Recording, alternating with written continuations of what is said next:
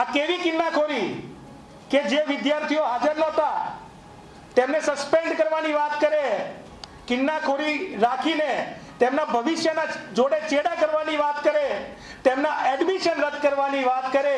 આ સ્પષ્ટ દર્શાવે છે કે ગુજરાત યુનિવર્સિટીના કુલપતિ અને કુલસચિવ એ ભાજપ અને સંઘના ઘૂંટણીએ છે, કે ડોક્ટર બાબા સાહેબ જેવા વિભૂતિનું અપમાન કર્યું. આમાં અમારા જેને કહી શકાય કે છેવાડાના દલિત વિદ્યાર્થીઓ પણ છે, આદિવાસી વિદ્યાર્થીઓ પણ છે, અને જે લોકો સંવિધાનમાં વિશ્વાસ કરે છે એવા વિદ્યાર્થીઓ પણ છે. શું એ લોકો બાબા સાહેબનું અપમાન કરશે? સમગ્ર ગુજરાતમાં ડ્રગ્સનું જે દૂષણ છે એ દૂરને દૂર કરવા માટે NSUIએ આંદોલનો કર્યા, કેમ્પસોમાં કાર્યક્રમ ચાલુ છે. લગભગ 200 થી 500 કેમ્પસોમાં કાર્યક્રમો કર્યા.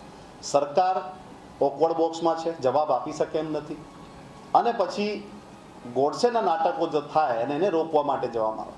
એટલે આ બધી પ્લાનિંગનો ભાગ છે કે કઈ રીતે NSUIના વિદ્યાર્થી નેતાઓને ડરાવી દેવામાં આવે, ખોટા કેસ કરી દેવામાં આવે. જે વિદ્યાર્થીઓ હાજર નથી એમને સસ્પેન્ડ કરવામાં આવે અને એમનું પ્રવેશ રદ કરવામાં આવે. ફક્ત ને ફક્ત કુલપતિ અને રજિસ્ટ્રાર સરકારને વાલા થવા માટે આ પ્રકારના કૃત્યો કરી રહ્યા છે.